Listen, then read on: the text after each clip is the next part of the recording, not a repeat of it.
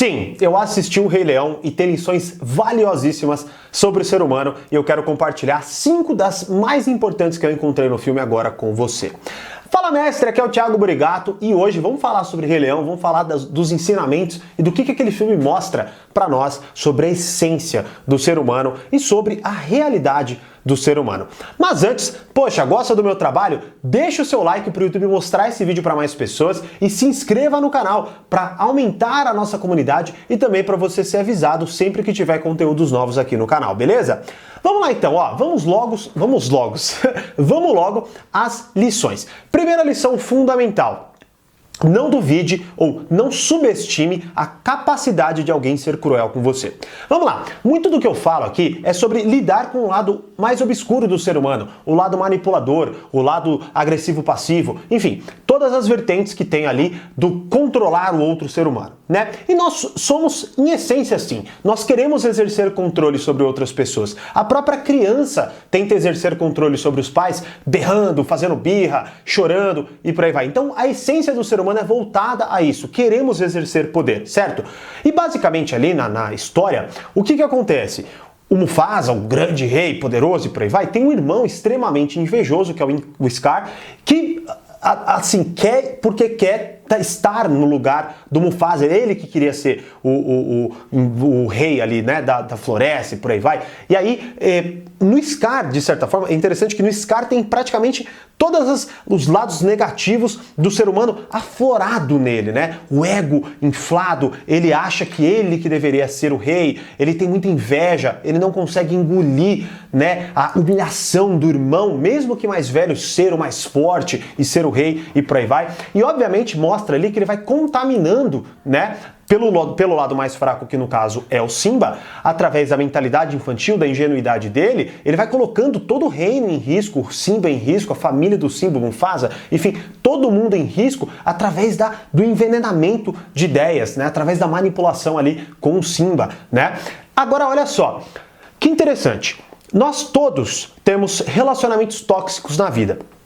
E sempre que eu falo sobre relacionamentos tóxicos, sempre vem, ou na grande maioria das vezes vem, o seguinte argumento: não dá para me afastar. E a justificativa geralmente varia e sempre vai ser a mais importante para a própria pessoa. Não dá para me afastar porque é meu namorado, não dá para me afastar porque é minha namorada, não dá para me afastar porque é meu irmão, porque é minha mãe, porque é meu avô, porque é minha avó, porque é meu chefe, porque é qualquer pessoa do mundo, certo? E lá na história, o Mufasa também fala isso. Ele não tem como se afastar, no caso, expulsar o irmão dele do reino, justamente porque ele é irmão dele. Ele não tem como fazer aquilo. E aí a história se desenrola do jeito que se desenrolou. E ele causa a morte do Mufasa, coloca em extremo risco todo o reino, assume o lugar do Mufasa e, enfim, acontece tudo que acredito eu que você já saiba, se você assistiu. Se você não assistiu, então vou tentar poupar os detalhes aqui, né? Se bem que a história é a mesma história daquela lá de anos atrás que a gente assistia na nossa fitinha cassete e tal, beleza? Então olha só, a gente pode criar toda e qualquer desculpa para não se afastar de alguém que é tóxico na nossa vida, mas a lição clara que o filme mostra, na minha compreensão, é de que olha o risco que a gente corre.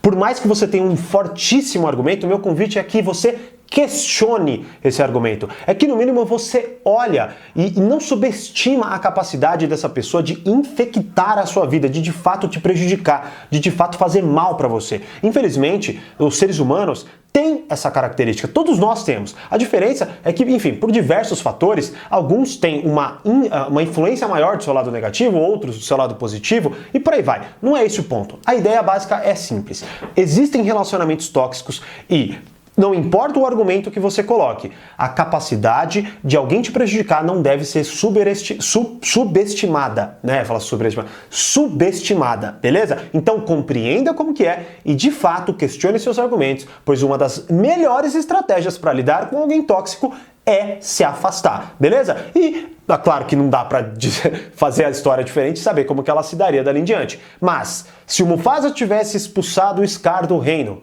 será que tudo isso teria acontecido? Fica aí o questionamento.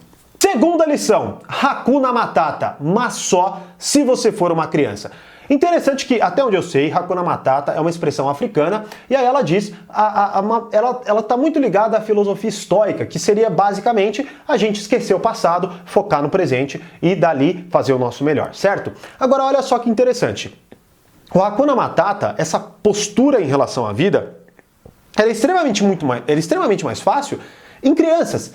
Já para um adulto, quando você fala uma coisa dessa, esqueça seus problemas e viva o presente, mas é que é difícil, mas é que não dá, mas é que blá blá blá. Então olha só, o Hakuna Matata ele serve, mas serve só se você for uma criança de certa forma, não é? E o que eu quero dizer aqui é, o Simba teve extrema facilidade para compreender aquela ideia e já sai cantando, né? E se você parar para analisar, uma criança que tá no meio de uma tragédia, ela tem a capacidade de se distrair, de olhar para a vida de uma forma muito mais simples do que a do adulto, que sabe de todas as responsabilidades que determinados acontecimentos têm na nossa vida. O que eu quero dizer aqui, e qual o valor da lição que eu acredito que tenha nesse quesito, é que assim, conforme a gente é criança, a gente tem uma curiosidade, a gente tem uma abertura de mente e por aí vai, mas ela vai se enrijecendo. E aí a gente vai tendo aquela casca, mas aquela casca negativa no sentido de que a gente acha que já compreende a vida, e que a vida é difícil e é isso mesmo, e dane-se, e não tem que olhar pro lado positivo não, a gente não se desprende das coisas, né? E aí tem aí vamos colocar assim, acredito eu, até onde eu sei, os maiores índices de depressão, de ansiedade, de doenças mentais voltadas a como a gente enxerga e lida com a vida, sacou? Então, meu convite, o que eu acredito que é o maior valor dessa lição, é que o Hakuna Matata, ele é algo interessante, é claro que não é algo que você deve aplicar em todas as áreas da sua vida, como se o passado não importasse, o passado ele importa, mas ele importa para você aprender. Eu sei que isso é óbvio, mas olha para tua vida e entenda se você aplica essa parada, porque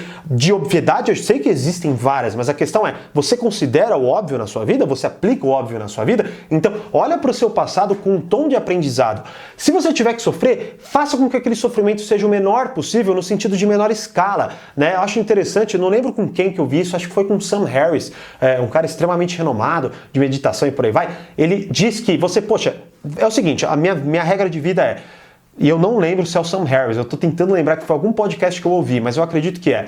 Ele fala o seguinte, você tem ali 5 minutos para espernear, depois você tem que fazer alguma coisa em relação àquilo, sacou? Então olha só que interessante, de certa forma ele vai lá, esperneia, fala, meu Deus, não acredito, que merda, chuta o carro porque furou o pneu, sei lá, alguma coisa, mas logo em seguida, 5 minutos depois, vai lá e resolve, certo? Então é essa lição que eu quero que você entenda que é interessante, faça essa dosagem, entenda que o passado tem o seu valor, mas desde que ele te ajude a viver melhor, não que ele te prenda, né? E eu sei que tem muitas coisas difíceis, então a ideia simples é, entenda o valor dessa lição, aplique ao seu contexto, beleza? Terceira lição extremamente valiosa, crença, o poder da crença.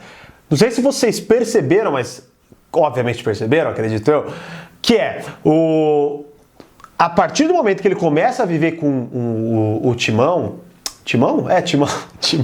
e o Pumba, ele começa a, sei lá, ele perde todos os instintos dele, né? Aí ele não vê mais eles como comida, o Simba começa a comer a mesma comida que eles, e é tanto que é justamente essa crença que faz com que ele proteja o Timão e o Pumba da Nala, quando ela vai atacar eles, porque ela quer caçar eles, né?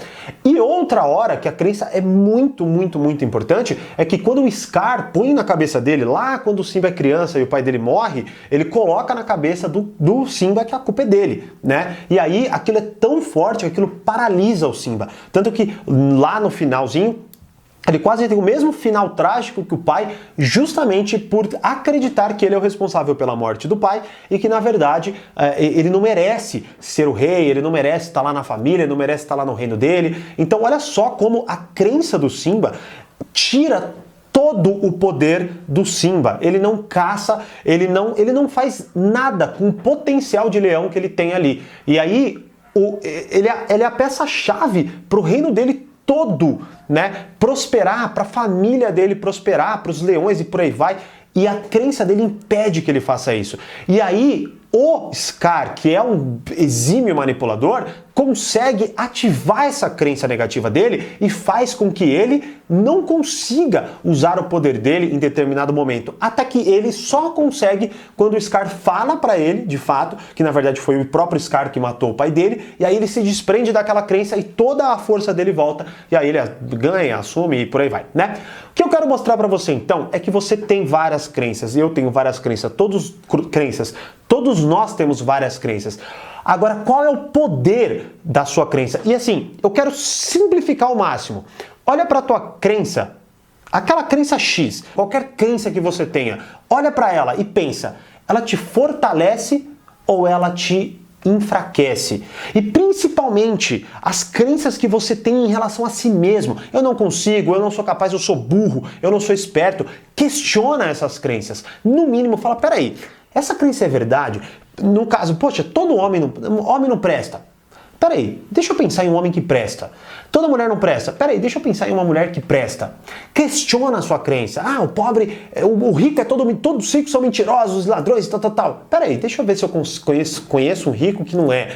Pobre, desonesto, vai me roubar, não sei o que lá. Peraí, deixa eu ver. Porque, poxa, olha só, essa é a essência do preconceito na grande maioria.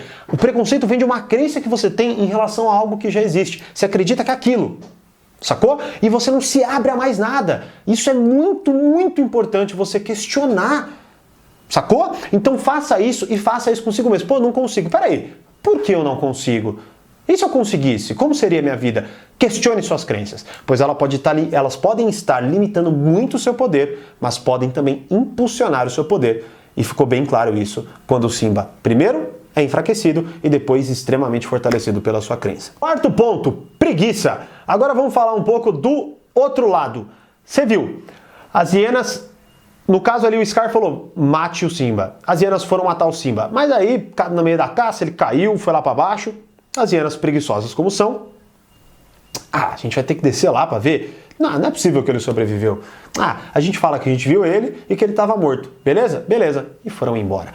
Quantas vezes você teve esse tipo de postura na sua vida? Eu já tive várias vezes. Quantas vezes, por exemplo, você olhou, tá limpo, e só limpou meia boca? Ou quantas vezes você fez mais ou menos? Ou quantas vezes, segunda-feira eu termino? Agora, qual é a ideia aqui? A ideia é você estar atento a todas as vezes que você fez alguma coisa meia boca, você criou um extremo risco na sua vida. Um aluno meu uma vez, ele era muito bem de vida, e aí ele estava me contando, isso não tem a ver com a preguiça em si, mas ele foi mesquinho e a gente pode conectar, que é, ele foi trocar os pneus do carro dele, e aí ele fez a troca por aquele pneu recalchutado, aquele pneu que, se eu não me engano, não sei se é reciclado, não sei, mas basicamente não é um pneu novo, original. O que aconteceu é que no meio da viagem deles, o pneu estourou, ele quase sofreu um acidente gravíssimo e que ia matar ele e a própria família, porque ele estava indo para a praia. Enfim, ele falou que foi assim horrível e que ele nunca mais faria aquilo lá para colocar a vida da família dele em risco. É claro que ele não tinha essa noção, mas olha só o ponto, né? Olha como ele teve que aprender essa lição.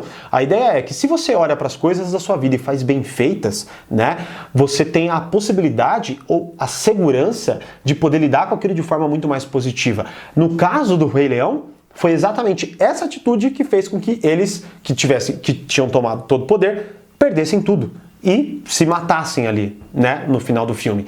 Então a ideia básica é, a preguiça, ela é muito perigosa, por mais que muitas vezes a gente dê risada do pega você, não, deixa que eu pego, e blá blá blá, deixa quieto, e blá blá blá, né? Isso se torna uma postura em relação à vida. Bruce Dickinson disse que uma das maiores lições, para quem não sabe, Bruce Dickinson é o vocalista do Iron Maiden, e é um cara que, ele é excelente em tudo que ele faz. Ele falou que, o pai dele disse, filho, não importa o que você faça, desde que você seja o melhor. Se você quiser ser um gari, seja, mas que seja o melhor gari. Basicamente se você se dispõe a fazer uma coisa, faça essa coisa com excelência, pois a preguiça literalmente pode trazer muitos prejuízos para você. E quinto ponto, o efeito ou os efeitos de um péssimo líder. Dá para ver que o Scar, por consumo em excesso, não tá nem aí para a política vamos colocar, do reino, ele vai caçando em excesso, vai